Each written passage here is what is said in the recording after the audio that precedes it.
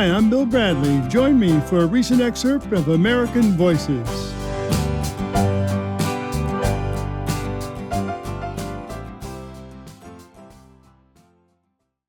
There's always been something uniquely American about baseball. Indeed,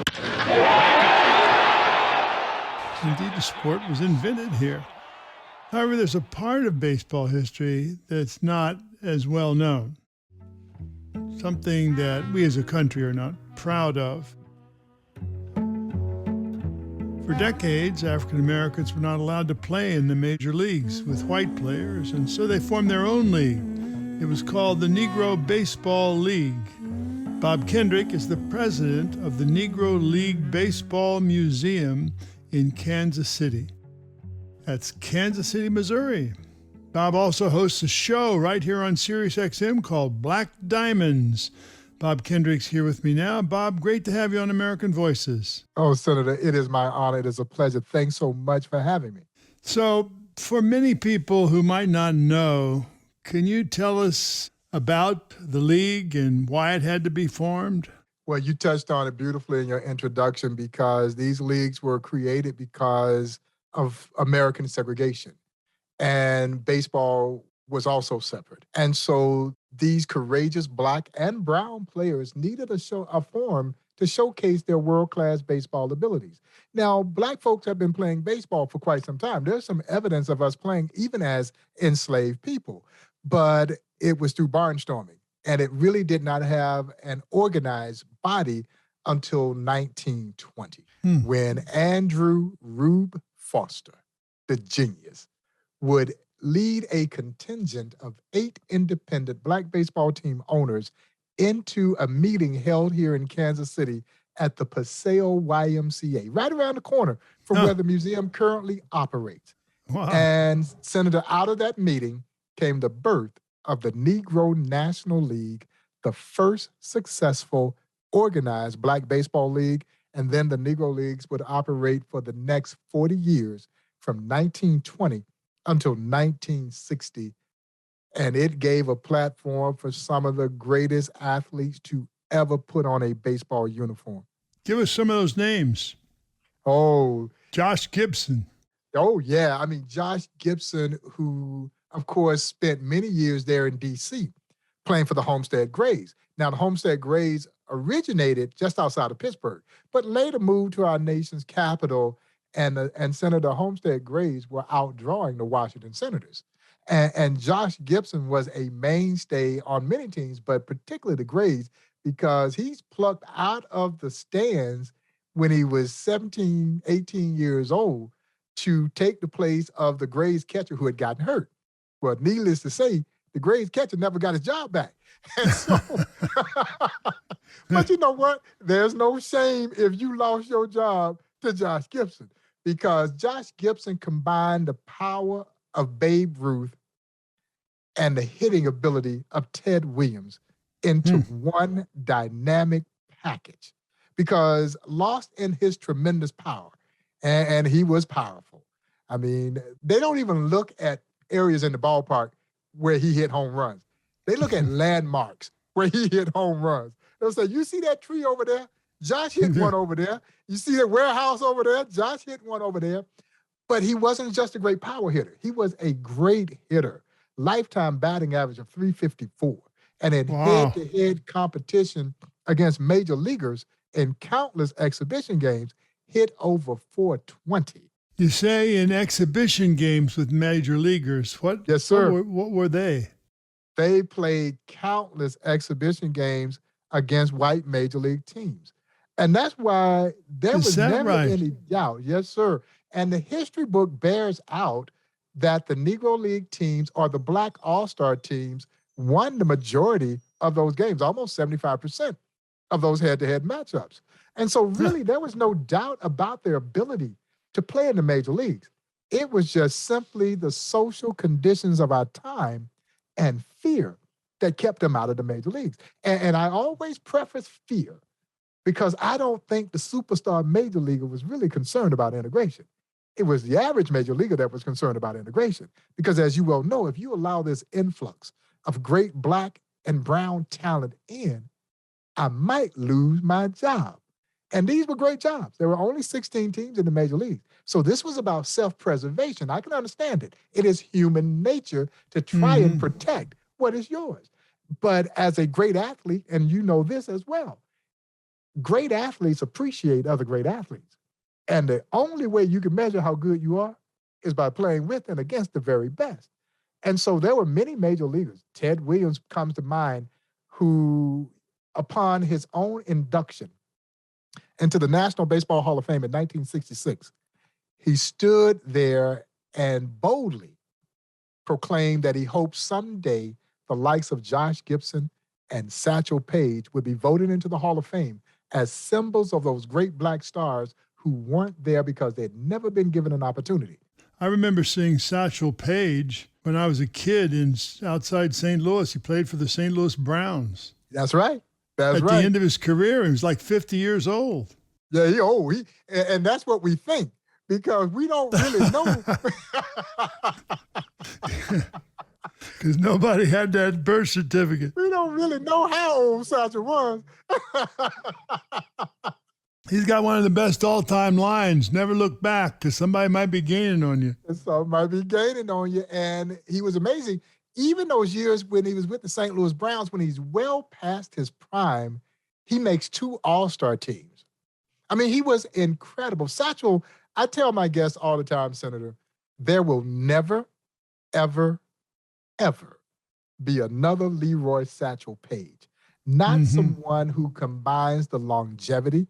By his estimation, he pitched in over 2,600 games. The great stuff. Recorded some 55 no-hitters and only God knows how many strikeouts, and the charisma. He could sell it. Yeah, he could sell it, but he could back it up. He sold it to a little white kid in Missouri, me. Everybody wanted to see the old man pitch. He would ride into towns, and the towns would shut down to watch him do his thing. I mean, he was absolutely, he was the Muhammad Ali of baseball before we ever knew who Muhammad Ali was. Right. So the Negro League, produced these incredible stars, and yet, it was a segregated world at the time, right? So what was it like for baseball players in the Negro League? It was tough. It was tough. The baseball field was their sanctuary. The challenges for them, Senator, came as they were traveling the highways and byways of this country. It wasn't uncommon that they could ride into a town, fill up the ballpark, and yet not be able to get a meal from the same fans who had just cheered them, or not have a place to stay. So they would sleep on the bus and eat their peanut butter and crackers until they could get to a town that would offer them basic services. But as I tell my guests here at the Negro Leagues Baseball Museum, what you have to admire is that they never allowed that set of social circumstances to kill their love of the game. So their spirit was like, okay, well, if I've got to sleep on the bus and if I've got to eat my peanut butter and crackers, then so be it. I'm going to keep playing ball.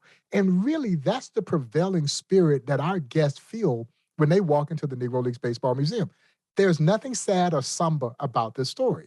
Now, we know the circumstances that dictated a need for a Negro Leagues. Segregation is a shameful period in this country's history.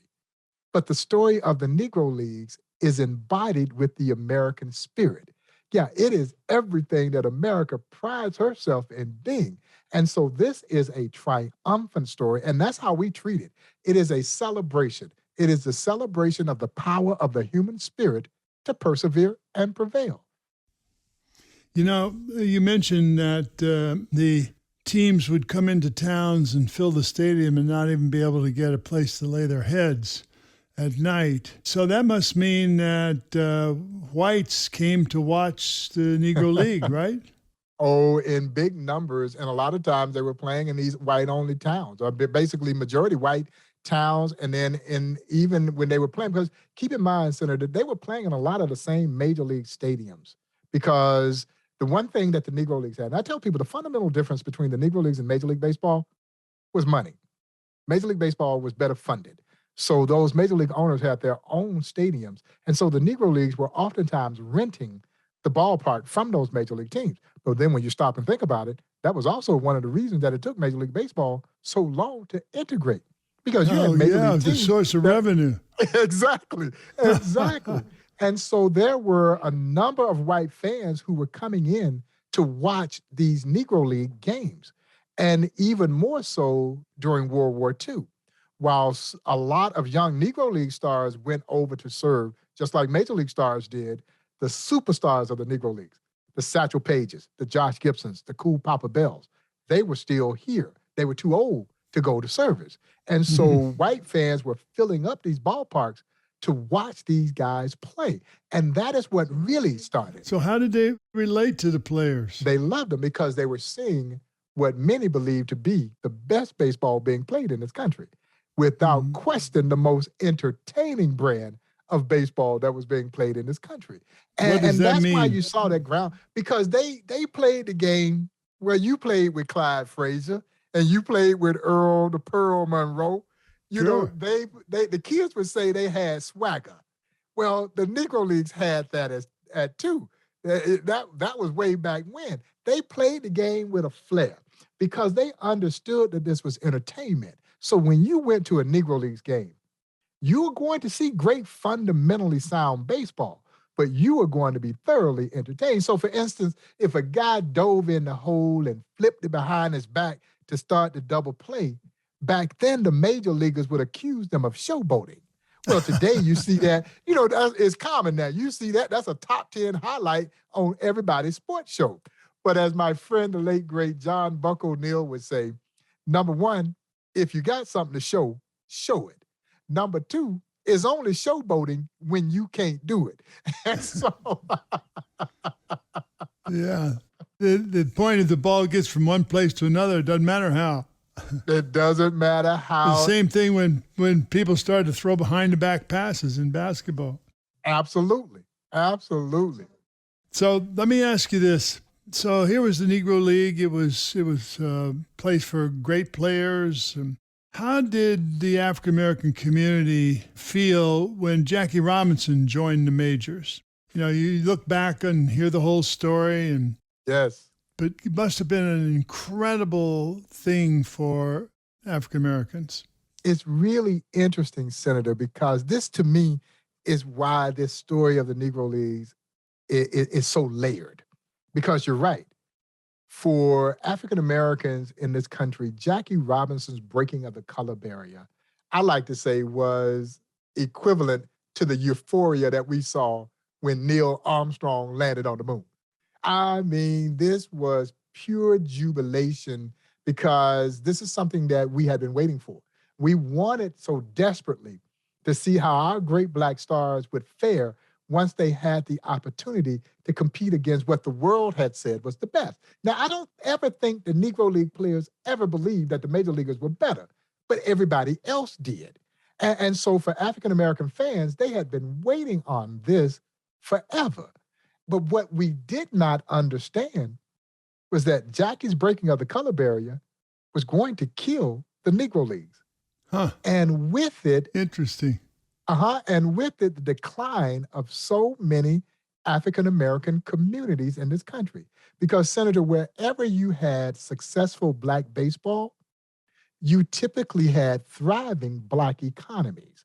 And the Negro Leagues had been this catalyst that sparked economic development in so many communities. We talked about riding into a town and not having a place to stay. Well, what happens? Black-owned businesses started to emerge to meet those needs. Negro Leagues Baseball brought them a built-in clientele that led those Black-owned businesses to their economic heights. So when Jackie breaks the color barrier, that Black fan base that had been so loyal to the Negro Leagues, they transition now over to the major leagues. And really, there was not enough disposable income to support two leagues, and now the Negro League stars are being plucked away to go into the major league. Right. Yeah. And so it spelled the end of the Negro Leagues. People don't think of that. No, I tell my guests all the time, there is always a cost for progress. Always.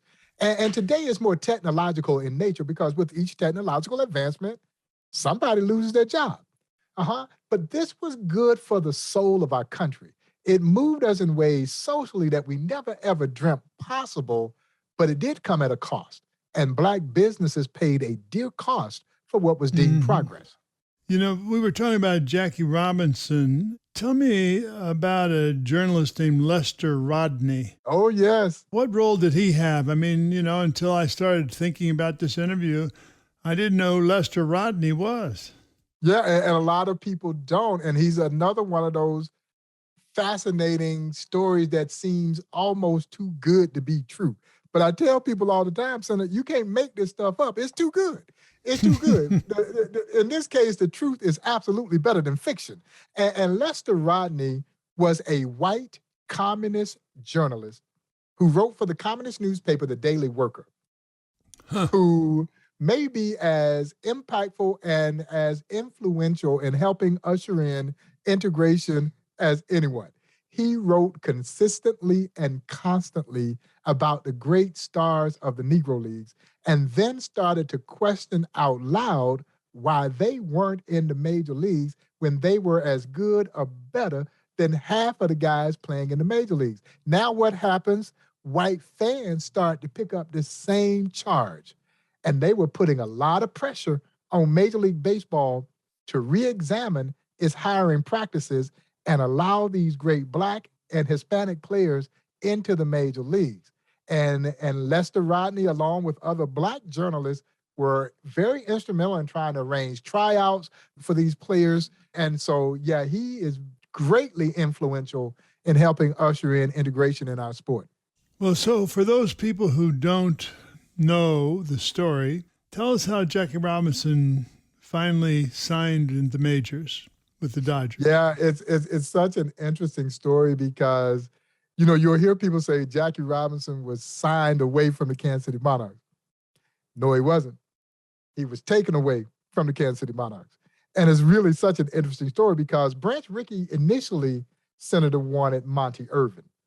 Monty Irvin was the owner's choice. If anyone was going to break the color barrier, they wanted it to be the great Monty Irvin. Monty Irvin was a superstar in the Negro Leagues. I mean, he had everything. Five-tool guy, five-tool player, you know, movie star, Right. good looks. He had everything you needed to be a star. And he was a much better baseball player than Jackie Robinson, and that's not taking anything away from Jackie Robinson because, as you well know, he is one of the greatest athletes in American sports history. But that's who Branch Rickey initially tried to sign in 1944. And the Monty was playing for the Newark Eagles, and the owner was a woman by the name of Effa Manley. And Effa Manley fought Rickey off. She fought him off because Rickey was going to come take Monty Irvin without compensation. That was really his master plan. Branch Rickey was going to come into the Negro Leagues and essentially raided of his star talent without any compensation to the other Negro League owners because he didn't think that they would be able to contest legally and block him from doing it. But Effa Manley was prepared to litigate, and he backs off of Monty Irvin. Now, Monty was disappointed, naturally, and he backs off of Monty Irvin. That's when he sets his sight here on Kansas City and Jackie Robinson, who was playing here for the great Kansas City Monarchs in 1945. Well, the Monarchs owner couldn't fight Rickey off. You know why? No. Because he was white. The Monarchs owner was a guy by the name of James Leslie Wilkinson, or we called him Wilkie. Wilkie was the only white owner of the original 8 Negro League franchises when the Negro Leagues were formed in 1920. He owned the great Kansas City Monarchs. Well, Wilkie made his entire living in Black baseball. And so here's the situation. If this white man who had made his entire living in Black baseball, if he's the guy that stands up and publicly blocks this Black man from playing in the major leagues, he's damned if he did, and he's damned if he didn't. Or as we like to say, he's stuck between that proverbial rock and hard place because that Black fan base that had been so loyal to him, they would have turned their backs on him right away. And so publicly, Wilkie said all the right things. Privately, he was seething, but he wasn't seething because a Black man was going to play in the major leagues. But this Black man that you about to take away from me, You're going to put me out of business. He sold his team the very next year after Robinson breaks the color barrier in 47. Wilkie sold his team to his business partner, T.Y. Baird, because he knew it wasn't a matter of if, it was simply a matter of when the Negro Leagues were going to go out of business. Right. That's a fascinating story. You know, you usually hear the story of Branch Rickey as the great man who integrated baseball. And you don't understand this underlying dynamic that you just described. That's really interesting, Bob, really. Yeah, and he absolutely was a righteous man, but he had some ulterior motives going when he made this move. You know, but it was still a very bold move to try and bring a black man into the major leagues, you know, because the other owners were completely against it. So tell me about the Negro League Museum. Let's say I walk into the Negro League Museum. What do I see? You walk into an old ballpark. Really? And the first thing that you see in this old ballpark is what we call the Field of Legends. And Senator, I'm obviously biased, but I think it is one of the most amazing displays in any museum anywhere in the world because it features 10 life-size bronze sculptures of Negro League greats. And they are cast in position as if they were playing a game. And each of the athletes represent 10 of the first group of Negro Leaguers to be inducted into the National Baseball Hall of Fame. And so you walk in, you peer through a chicken wire backstop. And even the chicken wire is symbolic because it is symbolic of American segregation. During that era, if black fans were allowed in to watch a major league game, that's how we were separated. So black fans would typically sit down the left or right field lines. We'd be separated from white fans in the rest of the ballpark with a chicken wire barrier. So you can see this incredible display, but you can't get to it. We purposely segregate our visitors from the field. You have to earn that right. So they can feel as a African-American would feel going to a park. Absolutely. And so you're almost deemed worthy. You know, after you've kind of bared witness to everything that they had to endure to play baseball in this country, the very last thing that happens here at the Negro Leagues Baseball Museum is now you can take the field. And there's this overwhelming feeling of belonging. You know, I've seen our guests, many of them move to tears when they walk out on that field. And the statues are so amazingly lifelike. And you look into their eyes. I have no doubt that when things settle here in the evening, everybody going home, they throwing that baseball around the horn. There's no doubt about that. I don't know. Let's put a camera there, Bob, and check it out.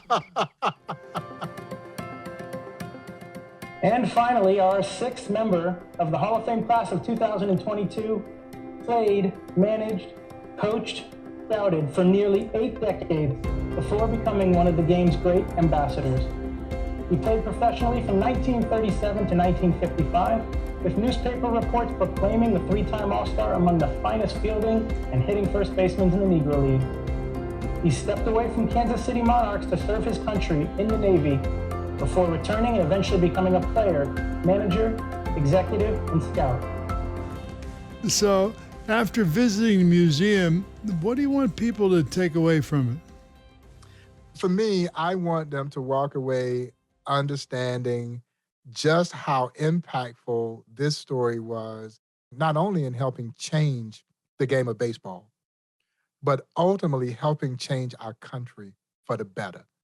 That's what makes this story so special. These athletes, Senator, never cried about the social injustice. They went out and did something about it. You won't let me play with you in the major leagues? Okay, I'll create my own. But when you stop to think about this, and you alluded to this in your opening, when you stop to think about this, that is the American way. And so while it was America that was trying to prevent them from sharing in the joys of her so-called national pastime, it was the American spirit that allowed them to persevere and prevail. And so I think my guests come here expecting to meet some pretty good baseball players. And of course, you're going to leave not being disappointed. You're going to meet some of the greatest athletes to ever play this game. But by the time you walk away from this experience, you walk away with a much deeper, richer appreciation for just how great this country really is. And to me, that's what this story is all about. Yeah, hear, I'd say that. There's more of my conversation with Bob Kendrick. While my childhood idol is circling the bases there, I'm circling the bases in my mother's living room. That's coming up next. Stay with us. Did you see Jackie Robinson hit that ball? It went zooming across the left field wall. Yeah, boy. Yes, Jackie hit that ball. And when he swung his bat, the crowd went wild because he knocked that ball a solid mile. Yeah, boy. Yes, Jackie hit that ball. I'm Bill Bradley, host of American Voices. We're back now with my guest, Bob Kendrick, president of the Negro League Baseball Museum in Kansas City. It is, I think, one of the most important cultural institutions in the world. So, Bob, you went to school on a basketball scholarship, but Of we're all talking about things. baseball. Exactly. As a kid, did you love baseball? I did. I've been a baseball fan since I was probably 5 years old. I taught myself how to read a box score out of the Atlanta Journal-Constitution. My father was a big baseball fan. I'm the youngest of 6 boys. They were all baseball fans. So I've been around baseball all my life, even though in my little town, it was just too small to field a baseball team. We played sandlot baseball like everybody, or you played whatever sport was in season in a sandlot capacity. But my high school only had basketball and track. And anyone who knows me knows that I don't believe in running if there ain't a ball involved. Just running for the sake of running. We don't want to do that. And so I played basketball, and I was fortunate enough to get a small college basketball scholarship that got me to Missouri, Parkville, Missouri. And so I played a couple of years of NAIA basketball out here, and that's how I got to Kansas City. And then I just stumbled into the Negro Leagues Baseball Museum and began as a volunteer with this organization. Give us a little picture of you, this young kid in Crawfordsville, as you say? Crawfordsville, Georgia. When you're there in the room, you're turning on the radio, you're listening to the game, what happens to your imagination, you know? How do you think? Everything. And we could, we were close enough to Atlanta where I remember the old TV that we had, and we had an antenna that was on the outside of the house. And so depending on what the weather was like, you go out and you turn the antenna, and it may help the signal come in a little bit better. And so that's kind of how we got to see. So the game that Mr. Aaron breaks Bruce's record was on network TV. So I was actually able to see that game. And I got to tell him this story.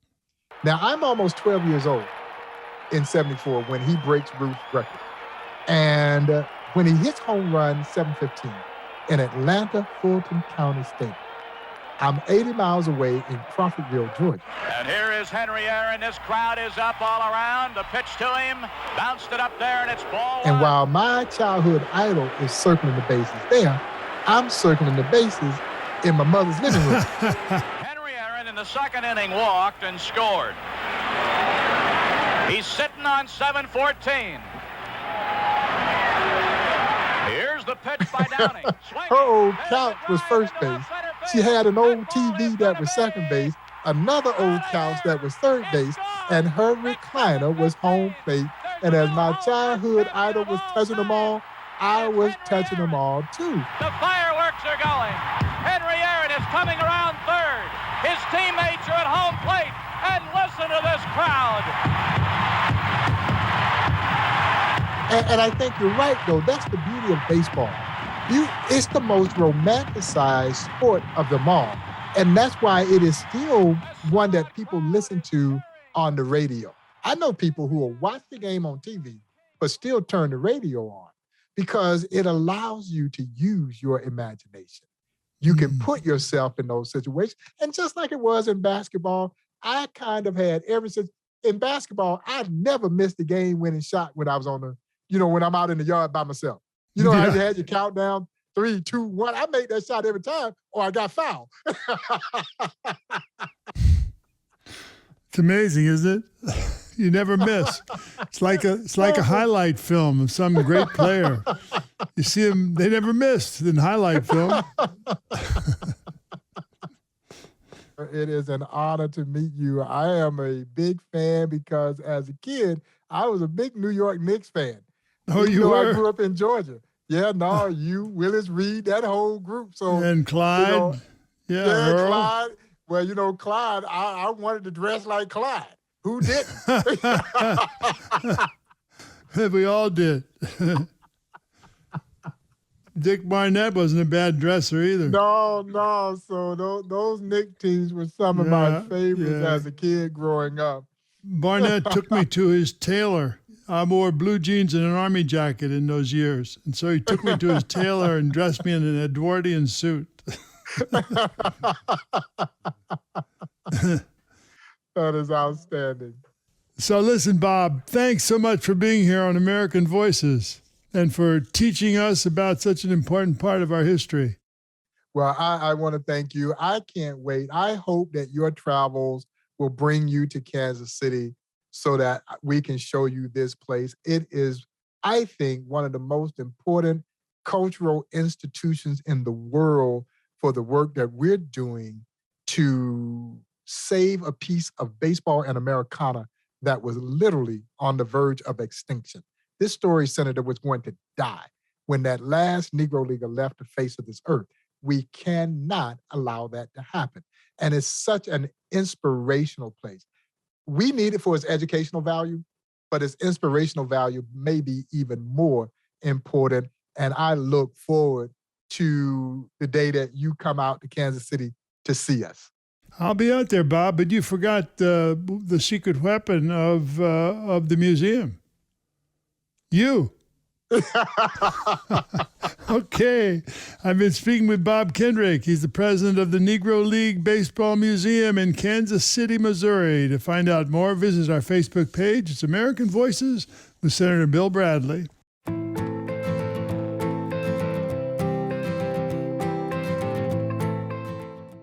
Thank you for listening to American Voices here on my YouTube channel. For more interviews celebrating the goodness and creativity of the American people, click the subscribe button below.